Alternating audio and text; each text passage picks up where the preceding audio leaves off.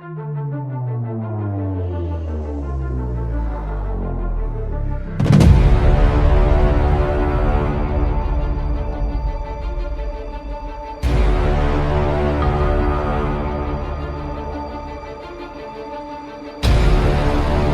oras ko ngayon dito ay 6:30 in the evening of December 19. At buti na lang meron bantay, merong bantay yung aking alaga, yung anak niya na galing sa US na dumating kahapon. Kaya pwede akong segue dito sa ating, dito sa laptop. Kasi 'pag wala siyang bisita na maaga-aga, talagang tutok ako sa kanya, kailangan nandun ako sa tabi niya or at least malapit yung nakikita ko siya. Kasi itong aking alagang matanda, ano na siya, yung kailangan mo na siyang tingnan, para na siyang bata na 3 years old na mamanmanan mo yung galawan kasi puwede siyang matumba o whatsoever, 'wag naman sana. So ngayon nakatakas ako dahil andun yung kanyang anak na galing US, so siya muna dun nagbantay, nandito ako sa third floor, nandun sila sa first floor nanonood TV. Usually 8:00 nagdadatingan yung mga anak, pero ngayon maaga, 6 o'clock nandito na yung anak. Now guys, ano ba ang ishi-share ko? Ang ishi-share ko sa inyo ay kanina mga around 2:30 dito sa Spain, mga 9:30 siguro sa Pilipinas. Naka-live si Ka Eric Celis. So nandun ako sa kanya. Kasi pag-browse ko sa YouTube, siya yung nakita kong naka-live. Kaya ang ginawa ko is headset ako o nag-AirPod ako, tapos nakinig ako sa kanyang mga sinasabi about kay Atom Arroyo, yung ano nila, yung mga kaso-kaso, ganyan.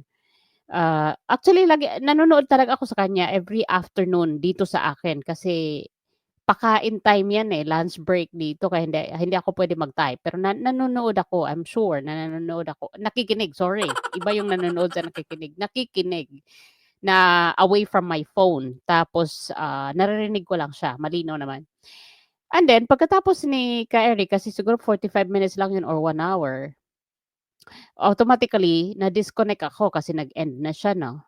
Tapos meron automatic after I disconnected to Ka Eric, nag-automatic ang YouTube na napunta ako sa another vlogger na naka-live din. Siguro mga mutual ito ng mga sinusubaybayan kong mga vlogger kaya napunta agad ako dun kahit hindi ako naka-subscribe. And then, very interesting kasi malakas yung boses niya, very catching yung pagsasalita niya. Though hindi ko ito kilala dahil ngayon lang ako napunta sa channel niya, bigla lang ako dinala ni YouTube dun. Pero, ear-catching yung kanyang, vlog o live vlog kasi ang boses niya ay, buo at malakas. Babae siya. So, nagtutok ako sa kanya, nakikinig kasi pero hindi ko nakikita ang kanyang mukha. Nakikinig ako kasi ang kanyang topic mga Duterte, of course. Sino ba naman ang hindi proud kapag Duterte ang pag-usapan, 'di ba? All of us na mga naniniwala o naniwala sa mga Duterte at naniniwala until now. So napa-stop ako, palang I stop, cleaning up cleaning up the kitchen kasi nagliligpit ako, at naglilinis. Para tingnan ko muna siya. So nakita ko nga, Bisaya, taga Davao, as she said, at, teacher siya. Kasi tinatawag siya sa mga nasa live chat na teacher, eh. So I'm sure teacher siya. Very vocal, malakas ang boses, siyempre Bisaya gano'n talaga. Even I admit myself na kapag nagsasalita ako minsan, naa-out of tone kasi Bisaya tayo, malakas yung ating ano, waray nun ako. So ngayon, nakita ko yung, naiintindihan ko yung kanyang damdamin na ano talaga siya, yung talagang maka-Duterte kasi kahit ngayon ko lang siya na-encounter sa social media, I could believe na Duterte talaga siya at meron siyang, very, close access to the Dutertes kasi, she said na yung kanya daw mga ibinabalita sa channel niya kasi, Bagito vlogger siya, talaga namang galing talaga kumbaga inside news talaga, wala siyang sources kundi siya mismo ang sources ng sarili niyang mga bina-vlog sa channel niya. Galing mismo sa loob at sa edad niya na yon alangan naman magsinungaling pa siya. So, naniniwala ako sa kanyang sinasabi.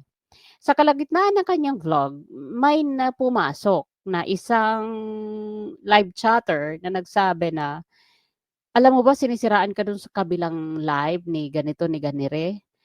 Eh, di siyempre sabi niya bahala sila kung anong ganyan-ganyan na da. Pero mamaya may nag-type na naman ulit. Sabi niya, "Sinisiraan ka dun narinig ko ganyan-ganyan." Ayun na nag-umpisa na siya medyo nag-high tone. So, nung nabanggit ng mga nasa live chat yung taong naninira di umano sa kanya, napatigil talaga ako sa ginagawa ko kasi itong taong binabanggit sa live chat ay isa sa mga pinapanood ko at isa ito sa mga pinapanood din ni Ma'am Kambal. Ma'am Kambal is yung, ating naging sponsor ng Christmas, Noche Buena.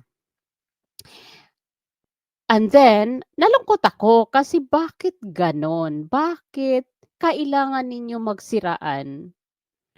At mga Duterte supporter din kayo, hindi ba't nakakasira kayo sa mga o nakakalito o hindi ba nakakalinlang 'yon sa mga may mga naniniwala o sa mga sumusuporta din sa mga Duterte lalo na yung pasulput-sulput lang o mga bagito ding supporter ng mga Duterte? 'Di ba nakakasira 'yon? Sayang yung mga pinaglalaban ninyo kung sa online or sa live ay magsisiraan kayo, eh, ano bang gagawin ng kabilang kampo, eh, di pagtatawanan kayo na kayo mismo ay nagsisiraan. At itong mga taong involved diyan sa live chat ay mga kilala ko. Parehas ko kilala kasi ang isa na-guest ko na dito, na-interview ko na dito sa channel ko. Sayang naman.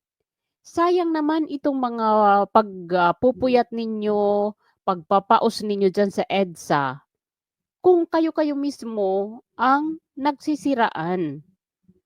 Wag naman, gano'n. Katulad niyan, ang nakaka-discourage dito is yung mga sinabi nitong vlogger na napanood ko, na I believe tama yung kanyang sinasabi at hindi siya nagsisinungaling.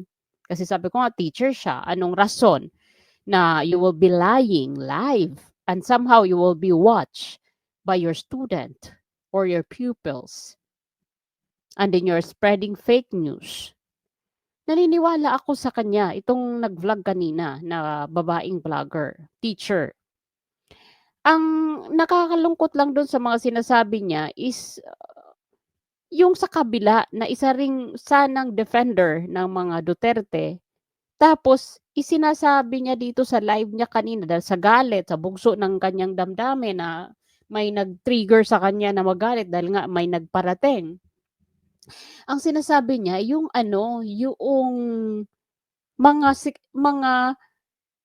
sikreto nila na sila-sila lang nag-uusap ay ito makakalabas which is makakasira sa mga sa kanila, sa sarili nila, sa mga reputation nila.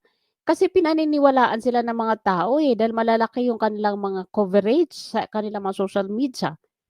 Malaki yung kanilang influence. And yet ganito ang lalabas sa live. Na kesyo si ganito ay nag-vlog lang dahil sikat ang mga Duterte. Na kesyo si ganito ay nag-vlog lang dahil mas malakas ang kita kung iko-content mo ang mga Duterte kaysa sa kabila. So kung ganito ang mapapanood mo ng mga vlogger na pinaniniwalaan mo ng matagal na dahil nanonood ka o sumusubaybay ka, dahil naniniwala ka na ang kanyang mga impormasyon na isinisiwalat sa mga vlog nila sa YouTube channel nila ay totoo dahil dumedepensa sila sa Dutertes. Now that they are throwing this kind of personal matter na makakasira sa kanilang reputation. Actually, hindi 'to makakasira sa mga Duterte, pero sila ang masisira na at makakalinlang sa mga nanonood sa kanila dahil nalilito ang mga viewers nila kung sino ba talaga ang nagsasabi ng totoo. Ang lumalabas dito is ang purpose ng kanilang pag-live ay not to defend the Dutertes but for the money, for the income.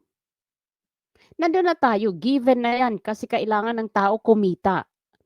At i-admit nyo na rin na ang pag-YouTube ninyo ay isa sa mga inaasahan ninyong pangkabuhayan. Pero ang pangit na nagbabatuhan ng mga personal ninyong pinag-usapan na dapat kayo-kayo na lang ang nakakaalam. Sayang naman. Eto ang mahirap kapag may sabi nga nila piliin mo talaga yung kaibigan na mapapagkatiwalaan mo. Ang mga kaibigan na ito nga sila nagkita-kita na ito in person ha, pero kaya nila magsiraan pero how much more kung nakilala mo lang sa YouTube at doon lang kayo nagkaroon ng pundasyon as friend. Hindi kaya nakakalito? Nanghinayang ako kasi na sila na rin yung mismong nagbibigay ng kahinaan sa kanilang mga viewers. Sayang naman yung pinundar nilang mga panahon, effort to defend the Dutertes and yet ito maglalabasan kayo ng mga personal ninyong mga issue na hindi na dapat ilabas dahil lang sa mataas ang emosyon. Kaya nga sabi ba namin ni Sir Jojo minsan sa aming conversation sa live, when the emotion is high, the intelligence become low. Kapag galit ang tao, and it happens to me, hindi rin ako perfect. Nangyari ito sa akin before. Nung hindi pa ako marunong mag-hold ng aking emosyon, nangyari ito sa akin. Kaya hindi tayo exempted dito kapag ang emosyon natin ay pinatulan natin o siyang nangingibabaw, napupunta tayo sa level na mababa o nagiging ano tayo, nagiging mababa ang ating pag-iisip kasi mas pinairal natin ang ating high emotions. Ang masama dito kapag nasa high emotions ka at nagdedesisyon ka ura-urada na sabihin yung mga dapat hindi sabihin, marami ang nasisira. I mean, nalilinlang ang mga followers na naniniwala sa inyo na ang dinedefend ninyo ay mga Dutertes. And eto, well, wala akong sinisisi sa dalawa. Ayoko rin mag-mention muna ng kanilang mga names kasi hindi ko alam ang punot dulo. Pero lahat naintindihan ko. Lahat naintindihan ko ang mga hinaing nila. Well, doon sa isa hindi ako pumunta pero dito sa teacher, nakinig ako sa kanya. At itong kanyang mene-mention o itong mga katampuhan niya ay mga Duterte defenders. At isa nga sabi ko ay naging guest ko dito na interview ko na. At naniwala naman ako kung gaano sila nagsa-sacrifice. Hindi natin sila huhusgahan sa kanilang pagvo-vlog na ito ay ginagamit nila bilang pangkabuhayan na rin dahil yan ang ginagawa nila eh. Nag-resign sila sa kanilang mga trabaho dahil ito ang pinili nila, ang pagvo-vlog. Pero kung maglalabasan kayo ng mga ganitong issue na nag-vlog ka lang because mas malakas ang Duterte at pagkakakitaan mo o lalaki ang mga income mo sa YouTube, this is bad. Kasi mismo nasisira yung inyong mga sino pang maniniwala sa inyo kung ganito ang ilalabas na mga issue. Ay, nag-vlog lang pala ito para sa sarili niya, para lang pala sa super chat. Hindi naman pala ito totoong defender ng mga Duterte, nililinlang lang pala tayo. O see? Kasi malaking ano yan, malaking question yan, yung nilabas kanina ng isang teacher na dati siyang Marcos loyalist tapos kaya lang siya nalipat at iniwan niya ang mga Marcos dahil mas malaki ang kita kung mag-Duterte supporter ka o mag-Duterte content ka. This is really wrong. Akala ko ba nag-e-educate kayo sa mga tao na magising sa katotohanan at piliin ang mga mapapagkatiwalaang mga kandidato. Pero kung ganito na nag-aaway-away kayo dahil sa super chat, biro mo sa super chat. Dahil lang sa super chat, nag-aaway-away sila at nagsisiraan. At again, hindi ang Duterte dito ang nasisira kasi kahit magsabong kayong dalawa dyan sa YouTube ninyo, ay ang Duterte ay malakas pa rin. Pero ang inyong nalilinya lang ay iyong mga follower. Sayang naman sila yung naniniwala sa inyo tas biglang nag-aaway-away kayo. Dapat yung mga hindi na dapat ilabas, mag-usap na kayo. Parehas kayo. Parehas kayo. Wag na kayong mag-away sa live kasi hindi po ang mga Duterte ang nanghihina dito dahil again, kahit anong tumbling ng kabila para siraan ang mga Duterte, malakas talaga sila. Pero at walang mawawala kung sakaling di na sila mamayagpag sa anumang posisyon kasi hindi sila takot mawalan ng posisyon sa gobyerno. Why? Nakuha na nila yung tuktok ng tagumpay kung tagumpay lang ang pag-uusapan. Nakuha na nila nung naging presidente ang kanilang ama si PRRD. Nakuha na ng mga Duterte ang rurok ng tagumpay. So yun lang ang payo ko bilang isang observer ng mga Dutertes, supporters, vloggers. So you have to be careful of throwing words na masisira lang ang inyong mga reputation at makakalinlang sa mga follower. So yun lamang po. Thank you.